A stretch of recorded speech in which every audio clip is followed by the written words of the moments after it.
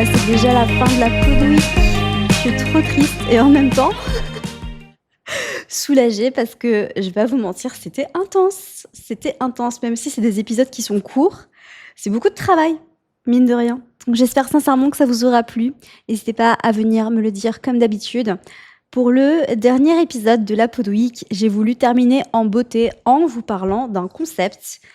Je sais pas si ça se dit en français, si vous voyez de quoi je parle quand je parle des Sunday Scaries. Qu'est-ce que c'est que les Sunday Scaries ?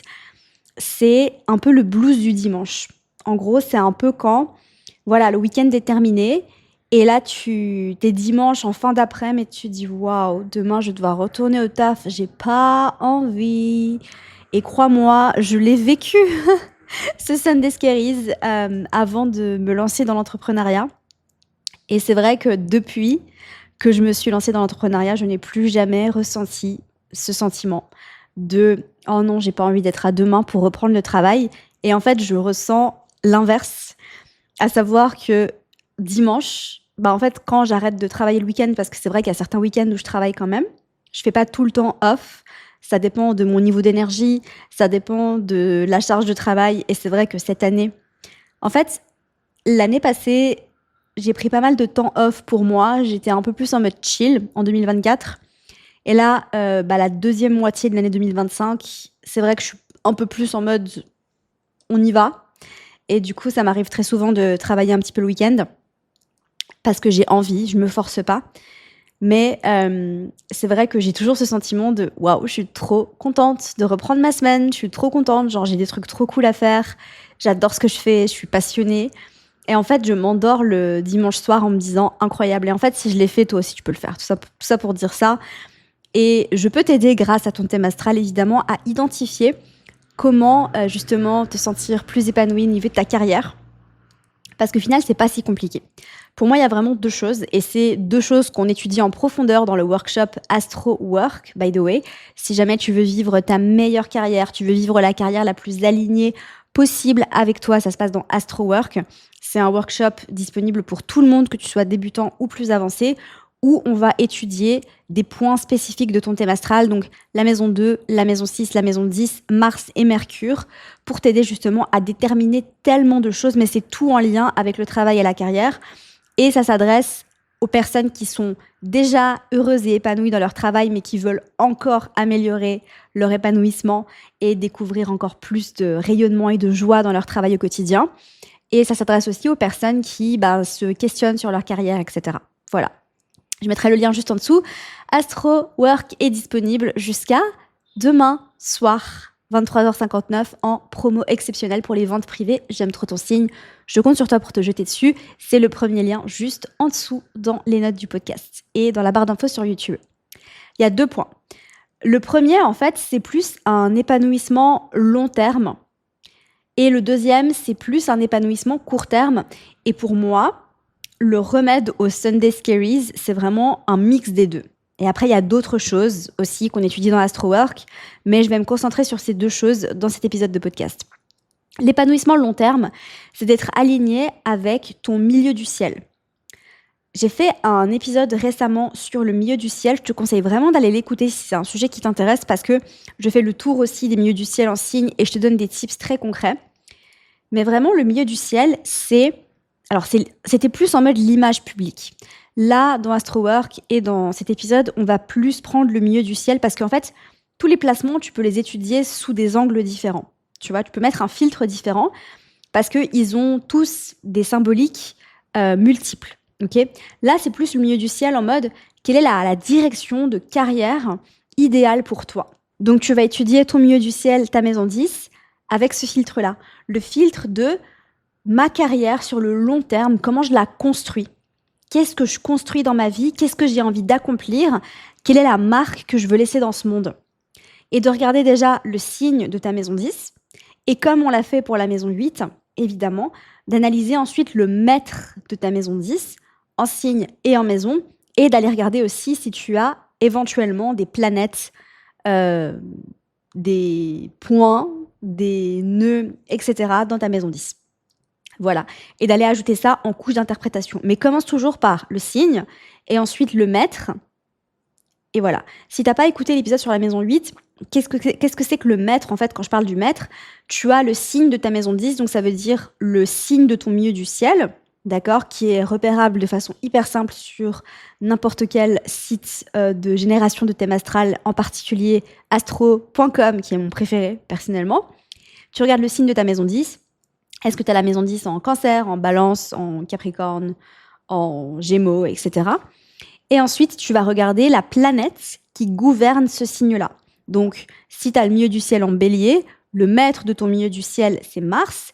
Et du coup, dans ton thème astral, tu vas aller regarder Mars en signe et en maison. Et c'est cette planète qui va donner des informations supplémentaires à l'interprétation de ton milieu du ciel. Tu l'analyses pas en tant que Mars comme la planète, tu l'analyses vraiment avec le filtre. Cette planète-là me donne des infos en plus sur mon milieu du ciel. Okay, c'est comme ça que je vous apprends à le faire dans toutes les formations, dans tous les workshops, by the way. C'est vraiment ma méthode d'interprétation des maisons. Et en fait, tu vas voir en fait, que quand tu interprètes ton milieu du ciel, ta maison 10, de cette façon-là, tu vas avoir des informations hyper précises et hyper détaillées. Et tu vas voir que c'est super pointu. D'accord? Donc ça, c'est la première étape. Et ça, c'est vraiment, en fait, quand tu regardes la big picture de ta carrière et de ton travail. Tu vois, c'est vraiment ton épanouissement sur le long terme. Et c'est la vision macro, si je puis dire. Ensuite, il y a une vision un peu plus micro, un peu plus day-to-day. Et ça, c'est la maison 6. En fait, quand tu es déjà épanoui dans ta maison 10, que tu es déjà dans une carrière qui t'épanouit et te satisfait, pour moi, vraiment, la maison 6, elle va t'aider à savoir comment être plus contente, en fait, au quotidien. Tu vois, dans ton travail, au quotidien, tes systèmes d'organisation, ton espace de travail, comment tu es dans ton travail, tes collègues, ton environnement de travail, de quoi est-ce que tu as vraiment besoin pour te sentir épanoui, pour te sentir vibrer dans ton travail. Donc en fait, si tu veux vibrer dans ta carrière au sens hyper large, c'est la maison 10. Et si juste au quotidien, tu as envie d'améliorer des petites choses, tu vois, de façon quand même assez simple, tu peux étudier ta maison 6. Donc de la même façon, tu étudies la maison 6 en signe et ensuite tu regardes le maître de ta maison 6 en signe et en maison. Et après, tu as encore pas mal d'autres infos que la maison 6 te donne, ok, par rapport au travail. Mais vraiment juste, si on revient à l'essence de cet épisode, pour éviter les Sunday Scaries, pour moi, vraiment, c'est ça. C'est un peu le secret. Être aligné sur ta carrière, sur ce que tu accomplis sur le long terme et avoir des choses en place très, très claires pour pouvoir te dire, en fait, je me réjouis d'être à lundi parce que je vais reprendre le travail dans un environnement qui m'apaise, dans un environnement qui me fait vibrer, avec un espace de travail comme ci ou comme ça. Et ça, c'est très facile de déterminer selon ton thème astral. Je te donne un exemple très très bête, mais j'ai la maison 6 en Lion, et du coup, j'ai le maître de ma maison 6 en Taureau, vu que j'ai le soleil en Lion, parce que le maître du Lion, c'est le soleil, et du coup, dans mon thème astral, j'ai le soleil en Taureau, en maison 1. Et en fait, le maître de ma maison 6 en Taureau me dit que j'ai besoin d'avoir un environnement de travail qui soit beau, inspirant, mais surtout confortable. Ok ? Je peux pas être, et ça c'est vraiment un truc qui me pose problème aujourd'hui dans ma vie. Et j'ai remédié à ça de façon très concrète voilà, je vais te le dire comment, mais si je suis mal assise quand je travaille, je ne peux pas être productive. Et je sais qu'il y a des gens qui s'en fichent, genre vraiment, j'ai des copines, genre rien à carrer, il y a d'autres choses pour elles qui sont importantes. Mais moi, j'ai besoin d'être dans une chaise qui est genre méga confortable. Et en fait, il y a des endroits où je vais jamais parce que je suis mal assise et du coup, je peux pas travailler. Je peux pas être productive quand je suis mal assise, quand je suis pas confortable. J'ai besoin d'être au confort plus. Comme ma tenue quand je travaille. En fait, il y a des gens qui disent oui, il faut s'habiller. Oui, il faut s'habiller. Mais moi, si je suis pas à l'aise, tu vois, genre si je suis dans un jean qui est trop serré ou si je suis pas confortable, je vais pas être productive. Et c'est pas le cas pour tout le monde, tu vois, vraiment, je le sais. Et du coup, c'est quelque chose que j'ai découvert sur moi. Et j'ai pu suivre mes propres conseils et ma propre voie. Et aussi, tu vois, j'aime bien avoir une petite boisson réconfortante quand je travaille. Voilà. Il y a plein d'autres choses, hein, mais c'était juste des exemples un petit peu un petit peu léger comme ça pour t'aider à comprendre ça.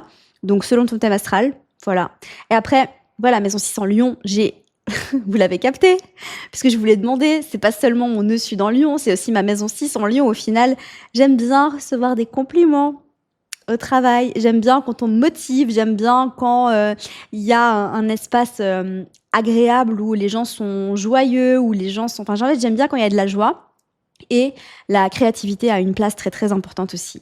Donc pour me sentir créative, j'ai besoin d'être confortable, j'ai besoin d'être à l'aise, j'ai besoin d'avoir une petite boisson réconfortante et j'ai besoin qu'on me fasse des compliments sur ce que je fais et qu'on me dise que je fais un good job.